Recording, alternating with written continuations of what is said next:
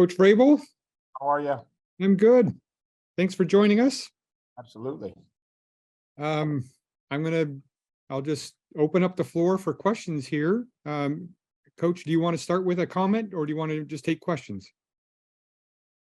Well, I think I want to, most of the people on here, I would imagine, are from, the Boston area, and a lot of them covered me, and I want to thank them for that. And obviously, thank the Kraft family. A lot of people to thank, and everybody that's congratulated me. I said there was a lot of amazing people that made those 8 years possible and special, and I think we all benefited from it. So a lot of thank yous that I'm sure we'll get to, but want to appreciate you guys and thank you guys for being on here and covering this. Well, we're going to go ahead and open up with questions, and thank you very much, Mike. We're going to start with Joe Chioda, followed by Mike Reese. Hi, Mike. First of all, congratulations. And secondly, what does this mean to you, especially to join with the class? I think you're the 8th member of the 3-time Super Bowl crew to get in. What does that mean to you to be a part of that group and to be a part of the Hall of Fame now? Well, I don't, you don't really know, I guess. You kind of think, man, it's obviously special. Being a part of a group that, started in 2001 with the number of new players on that roster and kind of grown and built something, that we all could be proud of, that we all could fight for and want to be part of. It obviously figured we was going to have to stand in line for a few years with the great players that were there and going up against murderers row, I guess. But, I think it's just, something I don't think I ever thought of when I went there. I can remember visiting there in 2001 and would have never dreamt that something like this would happen. Next question, Mike Reese, followed by Chris Ryan. Mike, how you doing? Good, buddy. How are you? Doing great. I was going to pass my question to Teresa to make you feel more comfortable because I see that she always gets like the first question. She always does. She always does. I love that. Take you back to 2001.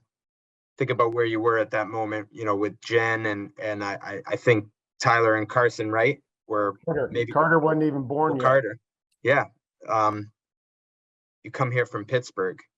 Like, what do you remember about that? I think you settled. Where'd you settle? Like Easton? Yeah, Easton, Norton. We made home over there, Easton, Norton, and it was just a unique transition. It was one where the Steelers, and I always laugh about it with Coach Cower and saying, hey, we can offer you the same amount of money, but what we can't offer you is the opportunity. And the opportunity was, to go and earn a starting position. Which something I didn't have in Pittsburgh, or something I wasn't able to earn in Pittsburgh. And then we kind of grew as a family. We grew, and Carter was born, November 20th, right before the Super Bowl. So he was a baby down in New Orleans, and Tyler was little. And so it kind of all took off from there, and was able to spend a lot of time up there and meet a lot of great friends and people. Next question, Chris Ryan, followed by Jim McBride. Hey, Mike, congrats, first off. And second, kind of building upon that, how did you go about, establishing yourself and getting that opportunity? And also, you also create an identity for yourself as a leader within a group that had a lot of really good leaders. So those two things, how did you go about creating that? Well, I think the first thing was being there and knowing what to do. That was something that was important for me, going in and learning the defense.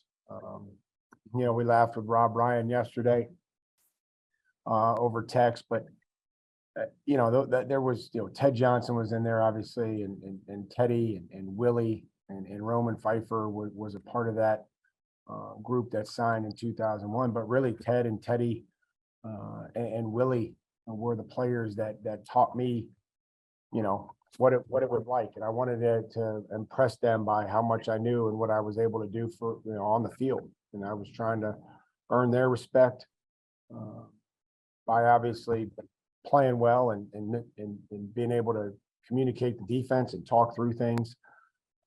And then we laughed with Rob Ryan yesterday. I said, Rob, you have one of the greatest lines I've ever heard from a coach. And he used to say, well, if the head coach asked, we covered it. And we all would laugh and run out of there. And he was referring to if Bill ever asked, like, hey, what are these guys doing? Rob would be like, well, we covered it. And me and Teddy and Ted and Willie would all laugh. So that's what I remember. You know, I was going into that room in Foxborough Stadium, meeting with those guys and really in the spring, just trying to earn their respect. I want to ask you about the 20th anniversary of the 2003 team as well this season, and what stands out to you about that group. And if you had to pick one of those 3 championship teams, to play in a must-win game, which team would you pick? Well, I mean, I think that the team got more talented as the years went on. Whether it be the 2004 was probably better than 3, and 3 was probably more talented than 1. But I would imagine that you'd pick the 2004 team, but the one that I think everybody's going to embrace is going to be the 2001. We're 5-5 in Thanksgiving, and we win 9 games in a row after Thanksgiving.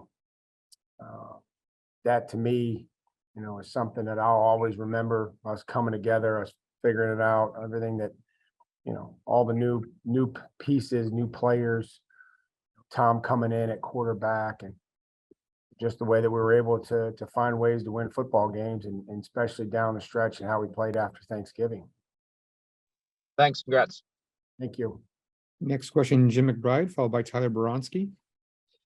Hey, Mike, thinking about a conversation we had with Coach Belichick back in 2018, he was talking about how you guys always had some friendly banter during practice, busting each other's chops. I'm wondering, when was it first broached to you to play tight end in red zone area? Was it his idea? Was it your idea? Was it someone else's idea? No, I mean, I think probably Charlie Weiss and Drew. I used to warm up with Drew, just go out before the game, a couple hours before, goof around, run routes. I didn't want to sit at my locker or got there early.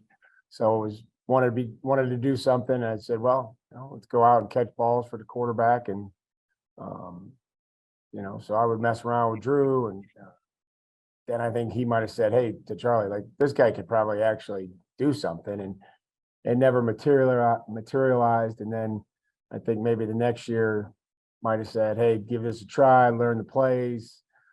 First touchdown was in San Diego, and we lost. So I don't think it got much, nobody really talked about it. And then it kind of just materialized from there. But probably Charlie Weiss and Drew probably came up with the idea. Do you remember what Bill's reaction was when it was presented to him? I wasn't in there when it was presented. I'm sure it was something along the lines of, like, I don't know. I wasn't in there when they talked about it. I think that they just said, hey, we're going to do this, learn the plays, and we'll practice it today. Thank you. Next question, Tyler Boronsky, followed by Andrew Callahan. Hey, Mike, congratulations. Thank I you. can imagine you've been receiving a lot of messages from former Patriots teammates. What would you say is the biggest compliment you can receive from someone you went to battle with? That you pushed them, that you deserve this, that you earn this, that guys, you had their back. Those are always things that you appreciate coming from a teammate or somebody that you played with. And we had a lot of great people and great guys to play against, play next to, Bobby Hamilton or Richard Seymour or Ty Warren or Jarvis Green. I mean, those were guys that I would line up a few feet from for the entire season or multiple seasons. And that was always something that was, really cool. And then obviously the relationship in the linebacker room. Awesome. Thanks, Mike. Congrats again. Next question, Andrew Callahan, followed by Ian Steele.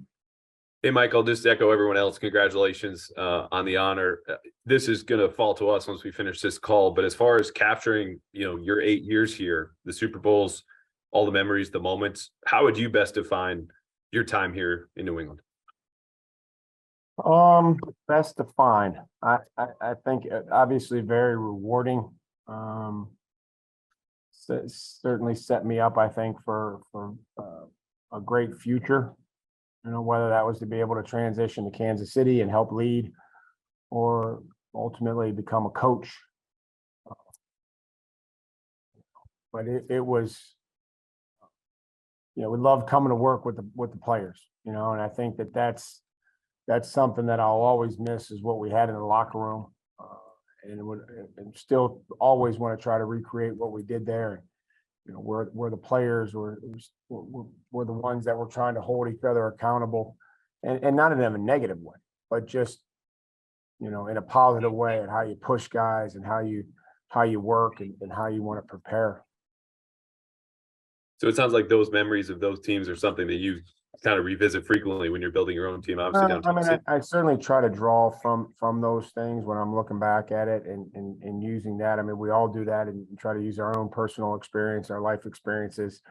But I mean, we just thinking back and being on a visit with Larry Izzo and Anthony Pleasant, and you know, one guy's coming from Cleveland and one guy's coming from Miami. I'm coming from Pittsburgh. It's like, you know, that was just 3 guys. It was 26 new players on that team, or however many there were. And that's what I think back to, and just the friendships that we've all made, and the connections that we've all made through those teams.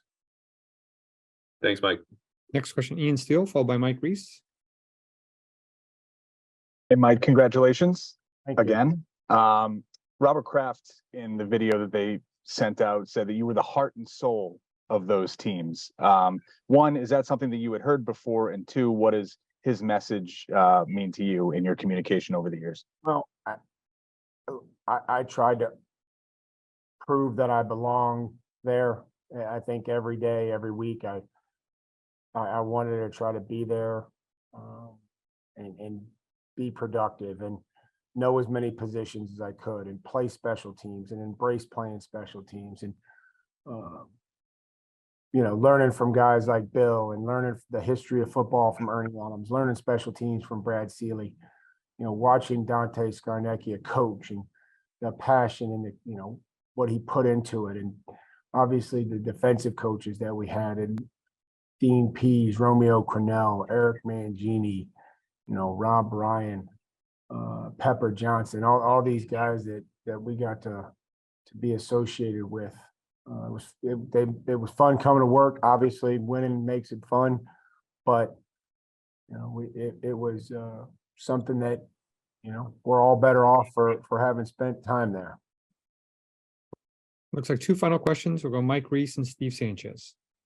Mike, I'm curious if there's anyone you've heard from since this was announced, you know, that stands out. I imagine there were quite a few that reached out, but anyone that sort of shook you? Just our normal group, you know what I mean? Just a normal group, and, you know, some coaches, you know, is always nice. And, you know, listen, there's amazing people that allowed us to be successful. And, you know, when the team has success, the individuals get rewarded. And I'm appreciative of that, and having been a part of that. And it's just great to see everybody having success after football, and doing some really cool, positive things in every, you know, avenue that we've pursued, whether that's TV or coaching or business. And you know, that's what I think I'm probably the most, you know, just proud of, that everybody has gone on to quite a lot of success. And then just one last thing is, everyone would say you weren't afraid to give it back to Bill. And there's stories about like rocking chairs being put in the meeting room. Give me your best, like, I don't want to say give me your best I story. can't give you my best, but there was a healthy respect. There still is. We're competitors, but yeah, you know, I think that's just when you spend a lot of time around people, and you have respect, you know what you can say, you know what you can't say. Bill had his way of motivating us, usually through old Giants tape of those great linebackers. And so I tried to, you know, when appropriate, tried to give it back to him as well. And final question, Steve Sanchez. Congrats, Mike. I have to ask you, you were a recipient of many of Tom Brady's touchdown passes in the end zone. which is your favorite one? Oh, probably the ones in the Super Bowl, I think probably the one, there was a back line one against the Jets that I don't think we've ever thrown. It's like the third progression in the goal line. And I was like on the backside and never thought that I would even get the ball. And I turn around and it's like, it's already left his hand. I'm like, well, I guess he got to his third progression because normally it's just like 1, 2, and then throw it away on the goal line. And I turned around and the ball was there. And I was like, I don't think I've ever caught that end line on the goal line. So those are the ones that stand out to me. But the Super Bowl one, where everything's a fog and blur, and all of a sudden through a bunch of helmets and hands, Tom managed to find the football and get it through. And what about the Philly one? Well, you get tackled and try to, it looks ridiculous until you realize they got held and tackled. But it looks like I'm trying to catch a beach ball. I'm falling down. So I don't think that one wins the aesthetics award, but that was being able to fight through the penalty. Thank you, Mike. Thank you. Mike, I really appreciate you taking the time. I know you've got a busy schedule, but I appreciate you making the time for the writers to follow up on yesterday's news. And congratulations once again on being the 30th player and 34th overall person to the Patriots Hall of Fame. Thank you so much. I appreciate it, Stacy, and obviously to the Kraft family. Again, thank them, and I'll be able to do that in person and look through some of those dates. Yeah, I'll follow up with you in a week when the schedule comes out. And for the rest of the crew on here, we'll have a date. Hopefully in the next week, 10 days, something like that. We're going to wait for the schedule to come out, and then we'll find out if there's a soft spot that works in season. If not, maybe in this period between June 15th, July 15th, something like that. But we'll announce a date once I can coordinate with the principals, including Mike, Dante Scarnecchia, Robert Kraft, Bill Belichick, and the like. So thanks, everyone. Thank you very much, Mike. Really appreciate the time. Mike, thanks, Stacy. And Thanks, congratulations Stace. once again.